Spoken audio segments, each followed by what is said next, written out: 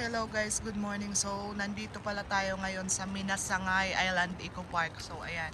Andun yung mga nagbabantay. So, mababait sila nanay. Ayan guys. So, ayan yung mga cottages nila. Yung entrance pala dito guys ay nasa 20 pesos lang. Pero ayan. So, ito guys. So, maglalakad-lakad lang muna tayo. Punta tayo dun sa may bridge. Nakapayo nga pala ako guys kasi ayan, nagaano ako. Maulan kasi yung isang payong hiniram lang namin dun sa nagbabantay dito. Mabuti mababait sila nanay. Kaya pala guys, nalaglag ako dito. O ayan yung mga gas-gas ko guys. So, tamo. Tapos yung isang cellphone ko lumangoy sa tubig. Mabuti na lang okay na pa naman siya. Ayan. Ayan yung aking kasamang dalawa. Ayan. Ano sila? Nag-vlog-vlog na din sila guys. Ayan. Punta tayo doon guys sa may sa may tulay. Ha? Oh, ayan. Lalakad tayo papunta doon.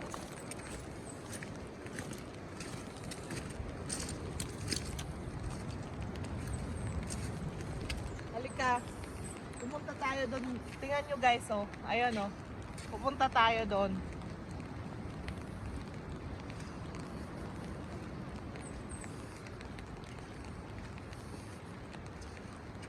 Medyo mabigat yung sapatos ko kasi nga nalaglag ako sa tubig kasama yung cellphone ko.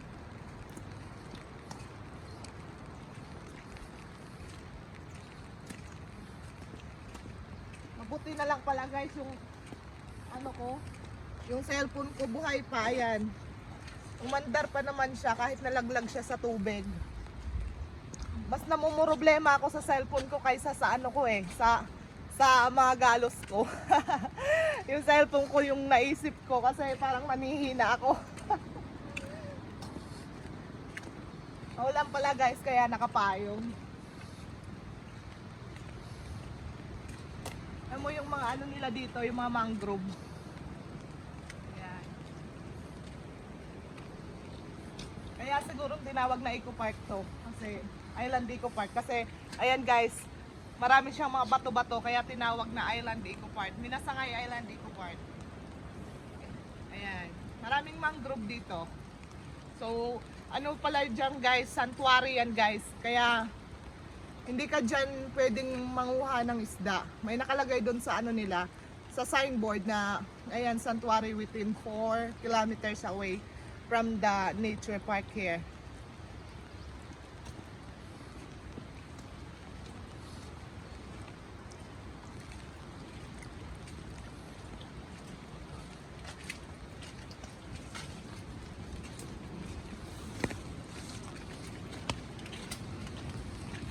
Dahan-dahan ulit tayo kasi medyo madula.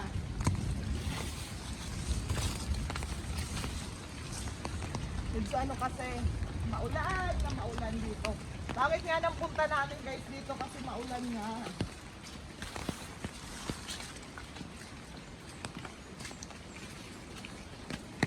Ayan, dahan-dahan ka kasi madulas.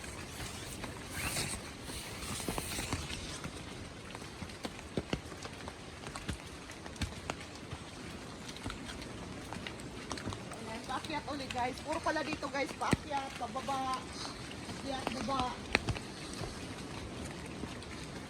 Pero alam mo, tingnan nyo guys. Nakaka-relax naman talaga yung mga puno. Siguro ang lamig dito pag tag-araw. Ano mo?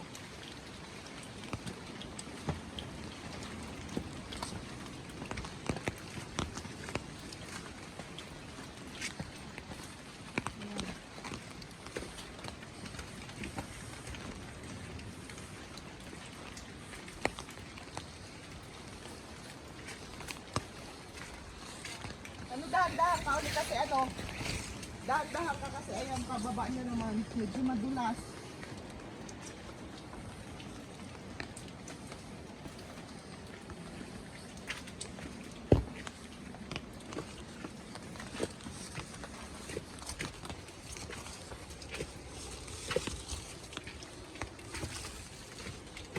So, ayan guys, tingnan nyo. Tingnan nyo guys yung Marak Formation din nila. Ang ganda nito guys noon kaso sabi nga nung dun sa entrance hindi daw nila naayos kasi kailan ba yung bagyo na yon, yung Ursula? Yung Ursula daw. Mula noon hindi nila naayos kasi wala pa daw budget yung LGU, yung tourism.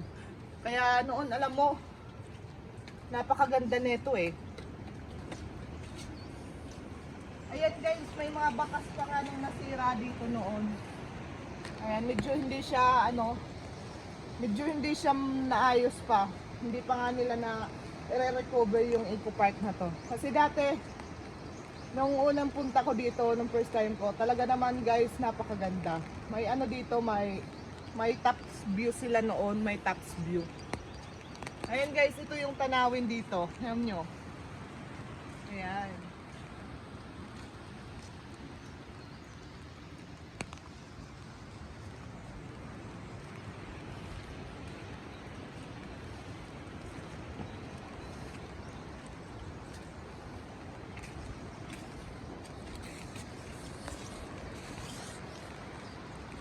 Andito na ako guys sa bandang may kulay. Ayan. So, yan guys, sana maayos pa tong ano na to, yung Eco Park na to kasi napakaganda naman talaga. Dati may mga ano dito, pwede ka magsakay ng kayak rides and mayroon pa silang mga ibang activity dito. Pero ngayon guys, wala na eh. Pero nandyan pa rin yung nature. Nandyan pa rin. Bali, yun ang pupuntahan mo dito. Pero pagdating sa mga structure nila, infrastructure, wala na. Sira na. Bali, yung mga natira na lang nila dyan, yung mga native kubo. Ayan, thank you guys for watching.